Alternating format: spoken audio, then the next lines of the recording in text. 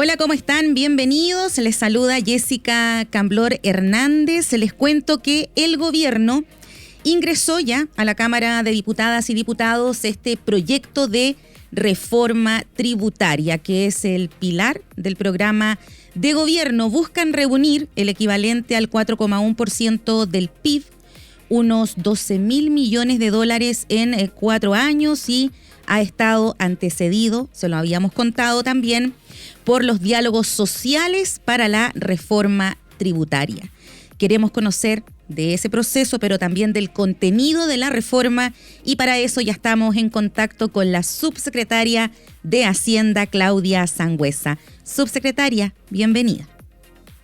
Muchas gracias, Jessica, por la oportunidad de explicarle también al país esta reforma y los resultados también del proceso de diálogo. Sí, un proceso que se dio en regiones, subsecretaria. Quiero que me cuente un poco con respecto a eso, cómo fue recibido en la ciudadanía esta participación y que se les tomara en cuenta para finalmente redactar este proyecto que ya fue presentado. Sí, en general la ciudadanía nos recibió muy bien. Había muchas ganas de entender, desde entender cómo funciona el sistema tributario, qué impuestos tenemos y las necesidades también de intervenir, de ser escuchados, ¿cierto? Así que nos pareció un diálogo bastante fructífero. Teníamos una buena evaluación desde el punto de vista de las personas que participaron ahí, pero además expandimos nuestro conocimiento, o sea, del conocimiento técnico que tiene que ver con un diagnóstico más bien cuantitativo en general, a un diagnóstico que también tiene que ver con las personas, ¿cierto? Con la ciudadanía, con tantos contextos distintos en las regiones. Así que fue muy pertinente, y de hecho una de las cosas importantes que salió en este proceso es que la ciudadanía tiene mucha conciencia, ¿cierto? Tanto como de que estos ingresos sirven básicamente para financiar políticas sociales, como también de que debe haber una corresponsabilidad del Estado en el sentido del buen uso de estos recursos públicos, y también conciencia de que una crítica también de quienes no cumplen con esta obligación. Claro. Así que hay también eso, y por lo tanto una demanda por mejorar eso, ¿sí? Tanto desde el punto de vista como fiscalizador, ¿cierto? Como también desde el punto de vista ético. Así que eso aprendimos muchísimo. Esto desembocó básicamente en algo bien concreto, que fueron los principios que deberían regir el sistema tributario en Chile, y por lo tanto también los avances en esta reforma tributaria. Y eso quedó escrito en el proyecto de ley. De hecho, cuando esté público el próximo lunes, los invito a leerlo, es un poco largo, pero de todas maneras el mensaje, ahí están los principios que salieron de este proceso, así que agradecidos también, agradecidos de que la gente haya ido y haya querido participar.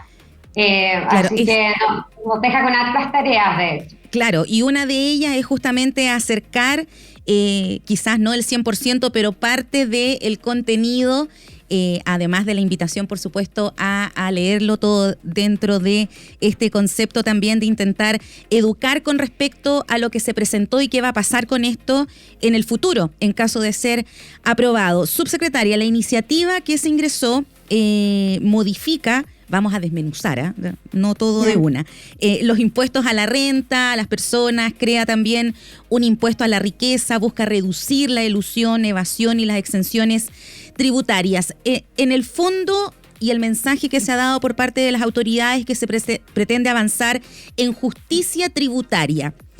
En este sentido, ¿está garantizado que esto va dirigido a los contribuyentes de mayores ingresos? ¿No se toca en ningún aspecto a la clase media, a quien arrienda, por ejemplo, una propiedad, que es un tema que ha estado en boca, que todos lo han puesto en discusión, lo han cuestionado también desde ese aspecto? Y lo otro, ¿qué pasa con las pymes también en este punto? Sí, Efectivamente, uno de los componentes de la reforma tributaria es la reforma a lo que llamamos el impuesto a la renta. Uh-huh. ¿Sí? Eso tiene varios cambios ahí, pero la idea es que desde el punto de vista también desde los expertos está bien cuestionado el sistema que teníamos hasta ahora en el régimen general. Y ahí se propone un cambio hacia un sistema que usan muchos países desarrollados que se llama un sistema dual, que en nuestro caso sería semidual, uh-huh. Que grava de manera distinta, ¿cierto?, las rentas de los contribuyentes que provienen del trabajo que las que provienen del capital, ¿sí? Entonces, en ese sentido, lo del trabajo queda con algunas modificaciones, pero en los tramos altos de ingreso. Entonces, los contribuyentes, el 3% de mayores ingresos de los contribuyentes del impuesto a la renta, y por otro lado, las rentas del capital, se graban las grandes empresas, y entonces también son grandes contribuyentes también, los dueños de esas grandes empresas, con un impuesto a la empresa, que en realidad hoy día ya existe la tasa y de hecho se reduce levemente de 27 a 25%, pero al desintegrar el sistema, al transformarlo en un sistema dual, realmente pagan ese impuesto, ¿sí? Y por otro lado, ese 25% bien, que se reduce, ¿cierto?, 27 a 25, ese 2%, que se reduce, la idea es que se reduzca si es que la empresa invierte en productividad. Queremos con eso también generar un incentivo tributario a la inversión en productividad, en innovación y desarrollo, en lo que se llaman encadenamientos productivos, tantos bienes y servicios que podríamos producir para mejorar la forma en la cual también las empresas producen, ¿sí? Hay otros países que invierten hasta 3, muchas veces más que nosotros en ese aspecto, y eso es algo que tenemos que subsanar, y esta es una herramienta, una de las tantas, ¿sí? Y por otro lado está el impuesto a los dividendos, que son de quienes retiran básicamente utilidades, ¿cierto?, de esas que son dueños de alguna parte o todas esas actividades empresariales. Eso también tiene un impuesto plano, ¿cierto?, de 22%, que además puede ser reliquidado en el impuesto a la renta, ¿sí? Y esa es la forma en que se convierte entonces en un sistema dual. Uh-huh. Y entonces, efectivamente, nosotros hicimos los cálculos acá en el Ministerio de Hacienda, se accede a los datos del Servicio de Impuestos Internos, que son solamente de uso del servicio, ¿cierto? Entonces ellos han estimado cuál es el impacto de estas medidas con esos datos, y tenemos la certeza de que es para los contribuyentes de grandes ingresos esta reforma. 3% me dice usted. 3% más, aproximadamente, un poco menos. Ya, y el 97% aprox, ¿qué pasa con esa otra parte? Lo que pasa es que parte importante de ese 97%, aproximadamente un 75% de hecho, de ese 97%, uh-huh, está hoy exento del impuesto a la renta, ¿ya? Entonces, y eso no va a cambiar, ¿sí? Okay. Entonces, aunque se generen otras fuentes, o sea, hoy día, por ejemplo, este tema que había, estas dudas que habían sobre el tema del arriendo, por ejemplo, nosotros, por una parte, también generamos un incentivo tributario, de hecho, a una reducción, ¿cierto?, del impuesto, un beneficio tributario a la clase media que arrienda, que paga, ¿cierto?, arriendo por el lugar donde vive. Eso se va a descontar de su base de ingresos. Entonces, para pagar el impuesto a la renta, lo que se hace es que el servicio suma todos los ingresos laborales que uno tiene en el año, ¿cierto?, y aplica la tasa correspondiente por tramo de ingreso. Claro. Entonces, una persona que tiene un ingreso de 700.000 pesos, por ejemplo, mensual, esa persona todo su ingreso cae en el tramo exento. Esa persona no paga impuesto a la renta, ¿sí? Porque hasta los 770.000 pesos mensuales están exentos de pagar. Claro. Ahora, una persona que gana 1 millón de pesos, por ejemplo, esa persona por los primeros 770.000 pesos también está exenta y paga la tasa marginal de acuerdo al impuesto que le corresponde por su 1 millón de pesos, que sería 4%. Entonces paga 4% de más o menos 230.000 pesos. Claro. Y eso es lo que pagaría de impuesto a la renta. ¿Sí? Perfecto. Entonces, para ejemplificar, entonces si por ejemplo, además esa persona tiene ingresos por arriendo, hay que decir que los ingresos por arriendo deberían pagar impuesto hoy día mismo. Lo que pasa es que muchos contribuyentes o no saben o no lo reportan, ¿sí? Porque el servicio usualmente lo que hace es que te propone un formulario. Claro, es como el cálculo. Pero el servicio no tiene información de esos otros ingresos. Claro. Entonces, usualmente no puede introducirlos automáticamente y mucha gente no sabe cómo ponerlos, etc. Exacto. Entonces, ahí queremos avanzar porque es una fuente básicamente de recaudación tributaria que deberíamos tener.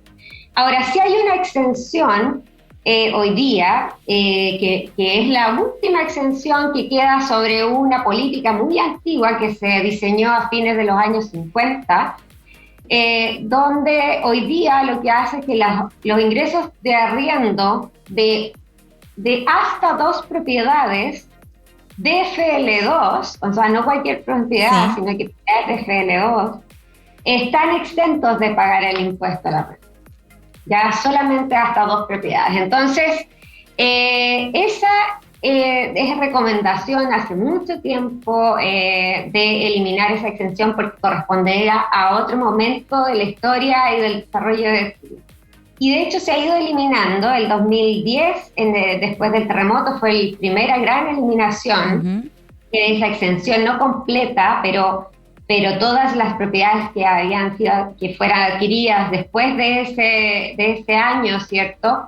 Serían eliminadas de este impuesto. Después, el año también 2022, que fue digamos, fueron los últimos cambios tributarios, se restringió solamente a 2 propiedades, ¿sí? Independiente del periodo. Y ahora viene esta como tercera o cuarta etapa en la cual eliminamos completamente esa exención, pero de nuevo, como los ingresos caen en la base de tributaria y los primeros 770.000 pesos están exentos, esos ingresos van a pagar impuestos solamente para los contribuyentes de más altos ingresos. Okay. Y nosotros estamos disponibles a escuchar, ¿cierto? A dialogar, a evaluar bien los datos en el Congreso ahora cuando se haga cuenta del proyecto de ley, para mostrar estos datos, mostrar efectivamente cuál es el impacto de eso. Hay muy pocos contribuyentes por ejemplo, nos decían respecto a los adultos mayores que muchos han tenido eso como una fuente de financiamiento de sus pensiones dadas las bajas pensiones de la AFP, pero de nuevo, esos son adultos mayores que están exentos por los tramos de ingreso, están exentos. Entonces son casos bastante irreales, la verdad, respecto a lo. Pero ahí queremos mostrar los datos y ojalá poder aclarar ese punto lo mejor posible. Y generar la discusión también dentro de la tramitación. Sí. Hablemos de el uso. Se busca recaudar el 4,1% del PIB, subsecretaria, teniendo como foco el financiamiento de derechos sociales. Se habló de pensiones y salud, también de educación. Partamos por esos 3, tratando de resumir un poquito cómo se va a trabajar. Sí, tenemos identificado ciertas prioridades que tienen que ver con también con lo que llamamos el desarrollo de Chile, y el desarrollo de Chile en un sentido amplio.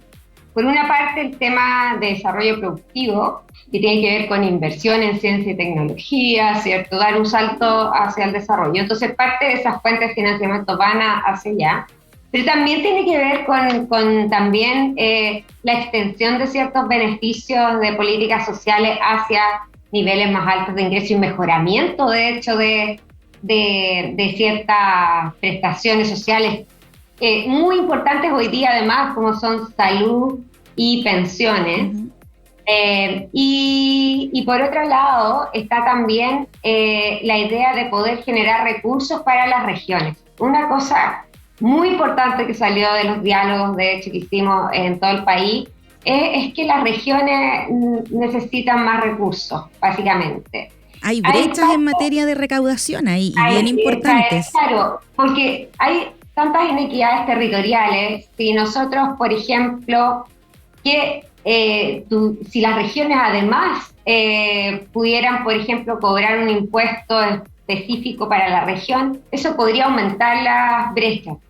¿Ya? En cambio, estamos pensando en que la ley de rentas regionales sirva para recaudar de ciertos aspectos tributarios, como por ejemplo el royalty minero, los impuestos correctivos y otras medidas tributarias adicionales, para poder recolectar esos recursos y distribuirlos de manera más equitativa en las regiones, más recursos. Casi estimamos que podríamos duplicar los recursos que van a las regiones hoy día, que son también para inversión, para los gastos en infraestructura y gastos propios de las regiones, que son tan distintas en sus necesidades también, que las regiones autónomamente también puedan decidir básicamente cómo gastar esos recursos. Y eso nos permite, por una parte, esta idea de redistribuir, de recolectar, por ejemplo, de royalty para redistribuir a través de un fondo. Es importante porque el royalty que estamos planteando la recaudación depende del precio también, uh-huh, del cobre. Sí. Entonces, si fuera todo dependiendo del año, también habría mucha variación quizás de los ingresos, y por eso estamos pensando también en darle estabilidad a esos ingresos de las regiones, pensando también en un fondo. Entonces, eso yo creo que son a grandes rasgos los aspectos, como desarrollo productivo, innovación, desarrollo, inversión, políticas públicas, derechos sociales, y lo tercero es como descentralización, un aumento de las regiones. Exactamente. Hay un aspecto adicional que está relacionado con eso, que tiene que ver con los impuestos correctivos, que todavía no viene en esta primera etapa del proyecto de ley, todavía estamos en ese diseño, ¿cierto? Pero va a venir a fines de año, a fines del último cuarto de año, ¿cierto? Y esos impuestos están usualmente diseñados no para recaudar, no con el objetivo de recaudar, aunque sí recaudan, ¿cierto? Claro. Sino con el objetivo de internalizar ciertos costos que tiene el comportamiento individual, como los costos en contaminación medioambiental, también en salud, por ejemplo, en consumo de algunos productos que hacen daño, ¿cierto?, al medio ambiente y a la salud. Entonces eso va en una segunda etapa, por lo tanto la ley también de rentas regionales también viene en una segunda etapa. Uh-huh. Subsecretaria, se nos va el tiempo, pero no puedo dejar de preguntarle por la situación económica actual. El ministro Mario Marcel comentó durante esta mañana que van a haber anuncios por parte del Ejecutivo para ayudar a las familias más afectadas por el alto costo de la vida, sobre todo de la canasta básica. ¿En qué orientación van esta ayuda que se va a anunciar? Sí. ¿Qué nos puede adelantar? Sí, antes quería, te agradezco la pregunta, porque hay quienes han preguntado, digamos, cómo puede compatibilizarse una reforma tributaria, uh-huh, en estas condiciones. Pero también hemos insistido mucho que hay que diferenciar las políticas públicas para una contingencia económica, que es esta política pública que es para más bien enfrentar los desafíos que tenemos de desarrollo que son más bien de largo plazo, ¿cierto? Estructurales. Entonces, primero que nada, eso. Y por lo tanto, también, en coherencia con eso, estamos diseñando, todavía no puedo hacer ningún anuncio hoy día porque eso va a venir, pero estamos diseñando algunos instrumentos que puedan ir en ayuda de las familias hoy día, ¿cierto? En esta contingencia económica. Es básicamente coherente con el plan Chile Apoya, ¿cierto? Que ha sido para poder apoyar a las familias en este año, que es un año difícil económicamente, que además fue agravado por la guerra, ¿cierto? En Ucrania. Entonces, básicamente, el programa Chile Apoya consiste en la estabilización de precios, apoyo a los hogares directamente con subsidios, ¿cierto? Inversión pública y apoyo a las pequeñas y medianas empresas, y eso va a ser coherente básicamente con eso, pero específicamente no te puedo hacer ningún anuncio porque eso está en diseño y en preparación. Pero están trabajando en eso, en esa misma línea de aspectos, digamos. En esa misma línea de aspectos coherente con el programa Chile Apoya. Perfecto. Subsecretaria Claudia Sangüesa, muchas gracias por haberse dado el tiempo de conversar con nosotros. Que esté muy bien. Muchas gracias a ti y nos estamos viendo pronto. Así es, quedamos comprometidos para más adelante. Sí. Y ustedes que están escuchando, recuerde que puede revisar siempre la entrevista completa en nuestro sitio radiosregionales.cl. Hasta pronto.